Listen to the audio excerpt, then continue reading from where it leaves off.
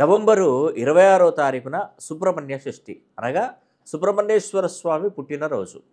ఆ రోజు మన సంస్థానంలో కాలసర్పదోష నివారణ పూజ, మహాయజ్ఞము, ఒక విధంగా చెప్పాలంటే హోమము, మహాహోమము అనేది కూడా మేము జరిపించబోతున్నాం.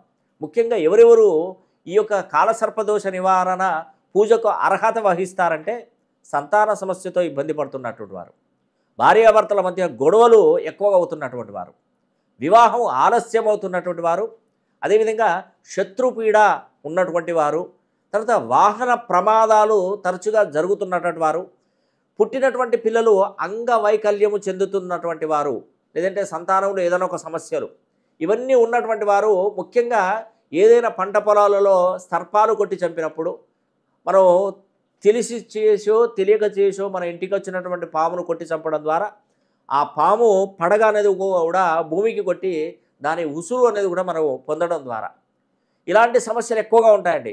లేదంటే వాహనాల ప్రమాదాలు, అంటే వాహనాలతోని ఆ పాములు చనిపోతుంటాయి, మనం కావాలని చేయము.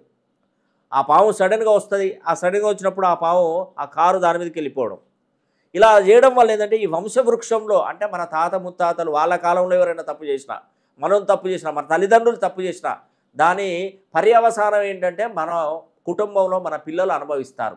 అదేవిధంగా శిశు హత్యా పాతకాలు అవి జరిగినా కూడా సమస్యలు ఏర్పడుతుంటాయి. ఇలా ఈ యొక్క కాలసర్పదోష నివారణ పూజ మనం సుబ్రహ్మణ్య షష్ఠి రోజు ఇలాంటి సమస్యలతో బాధపడుతున్నటువంటి వారు మరి ఈ సుబ్రహ్మణ్య షష్ఠి రోజు కాలసర్పదోష నివారణ పూజ అనేది కూడా నేను చేపిస్తున్నానండి. మీ పేరు గోత్రనామాలు మాకు పంపించండి. తప్పకుండా నేను ఈ కాలసర్పదోష నివారణ హోమం జరిపించేసి దానికి సంబంధించినటువంటి వీడియో అనేది కూడా మీకు తప్పకుండా అందజేస్తాను.